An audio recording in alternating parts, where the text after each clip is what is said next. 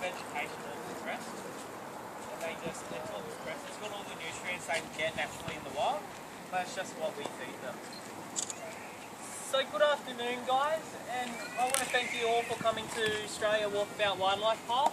I hope you guys have had a great day, lots of fun, and I hope you guys have learned something. I hope you guys take home something from today. I hope you guys realise how unique some of our species in Australia are, and realise some of the issues, sort of like the facial tumour disease with the devils, how bad it is. So the way we started, at 10 o'clock this morning, we had kangaroo feeding and at 4 o'clock we had it.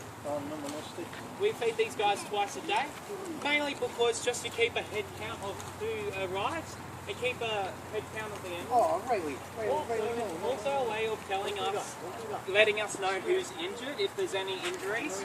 Because with kangaroos, they can't walk one step in front of the other like we do. Their hips are designed to go in one motion and they go in a hop. So sometimes they do land on sharp objects, sort of like glass, sticks, broken off tree branches, and it can cause foot infection, and this would be devastating for the kangaroos as they rely on their feet for most of their travelling. So we can get onto injuries sort of like that and address it while it's still new. So if you guys look around, most of we got all different shapes, sizes, colours of kangaroos and emus. All the kangaroos and wallabies all belong to a group called macropods. So if you hear of a macropod, it just basically means big feet. Macropods means big feet, and they're the family of kangaroos, wallabies, wallaroos, and rat kangaroos. So all these animals here are all marsupials, and marsupial basically means animal with a pouch that gives birth to an undeveloped baby. So when we give birth to a child that's got eyes, got ears, got a mouth, got a nose, got our arms and legs and tiny little fingers.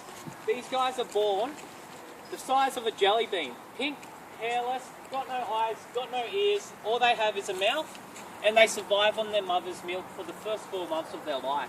Prevented her from growing up to her full size. There's nothing wrong with her, she's medically clear. There's nothing wrong with her, she's just not as big as she normally is, but she can hold perfectly fine and she can live like a normal kangaroo. So all the rest you see here are all wallabies. One of the obvious ones is in fact our agile wallabies. Those are the sandy coloured ones. I think only one turned up. No, there's one right behind you.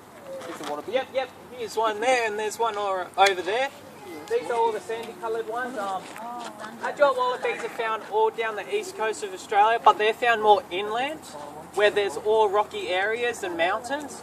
Because these guys are suitable for their names, they're called agile wallabies for a reason, and that's because they can climb up steep cliffs about that steep with no worries whatsoever. And then all the rest you see here are made up of two different wallabies.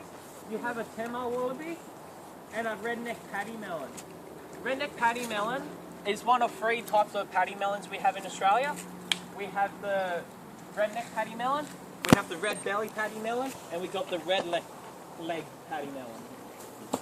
These guys look extremely similar to each other. Well, those also got a rusty tip down their back. Wallabies, they have light grey cheeks, and they also got a light grey back.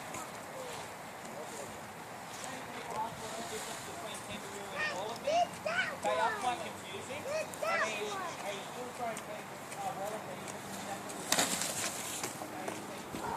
So size is a difference, but it's hard to tell with the size. What you'll actually access a thick lip. Kangaroos can actually lean back on their tail. Their tail can hold their whole body weight. This actually frees up their hind legs, which they use for kicking and fighting with other males.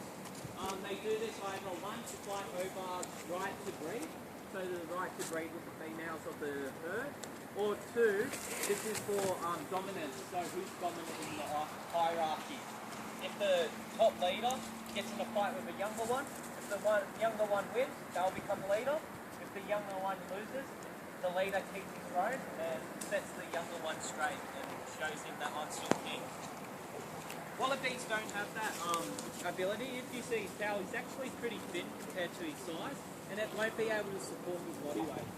Wallabies' tails are mainly just used for guidance, to guide them through the bushes.